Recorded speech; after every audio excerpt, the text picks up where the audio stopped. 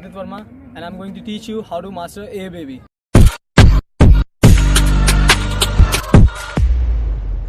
ए baby जो है वो क्रो पोज और वन लेग्ड क्रो पोज का एक एडवांस्ड वर्जन है way you have to balance your whole body on one arm.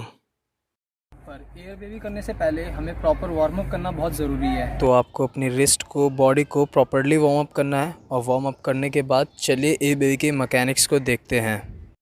जैसा कि आप देख सकते हैं जो हमारा सेंटर ऑफ मास है वो हमारे रिस्ट पर लाई कर रहा है और हमें इसी अलाइनमेंट को मेंटेन करना है और अचीव करना है थ्रू प्रोग्रेशंस।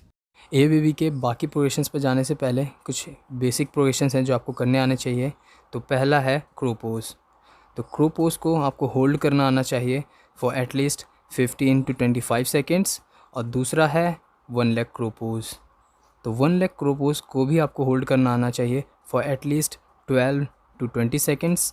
नाउ अब बात करते हैं ए बेबी के ग्रिप्स की कि हम किस तरह की ग्रिप्स यूज़ कर सकते हैं ए बेबी में। ए बेबी में आप दो तरह की ग्रिप्स यूज़ कर सकते हो। पहली ग्रिप है फ्लैट और दूसरी ग्रिप है कैम्बर्ड। तो आप इन दोनों ही ग्रिप्स में से कोई सी भी ग्रिप यूज़ कर सकते हो जिसमें आपको ज़्यादा कंट्रोल मिले। ए बेबी के लिए पहला प्रोग्रेशन है वन आर्म असिस्टेड ए बेबी। तो वन आर्म असिस्टेड ए बेबी में आपको अपने सपोर्टिंग हैंड और वर्किंग हैंड के बीच में गैप रखना है। अगर आप कम गैप रखते हो तो आपको प्रॉपर टेक्निक लर्न करने में दिक्कत आ सकती है। तो इसलिए आपको इन सपोर्टिंग और वर्किंग हैंड के बीच में गैप बना के रखना बहुत ज़रूरी है।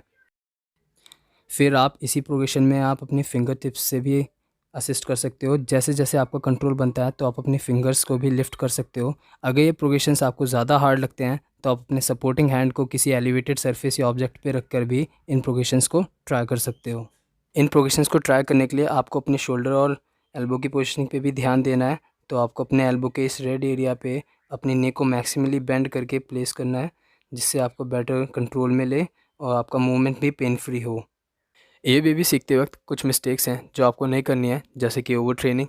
अगर आप ओवर ट्रेन करते हो एयर बेबी के लिए तो आपके वर्किंग हैंड के रिस्ट में और ट्राइसेप टेंडन और मसल में भी आपको पेन फील हो सकता है। So try to avoid it. तो दूसरी मिस्टेक है ईगो लिफ्टिंग। तो आपको ईगो लिफ्टिंग से भी बचना चाहिए। जब तक आपका प्रोग्रेशंस में कंट्रोल नहीं बन जाता तब तक आपको अपने हाथ को लिफ्ट करने से बचना चाहिए। अगर आप ऐसा करते हैं तो आपको और भी समय लग सकता है सीखने में। So that's all guys. I hope this video will help you to learn A Baby. So thanks for watching it.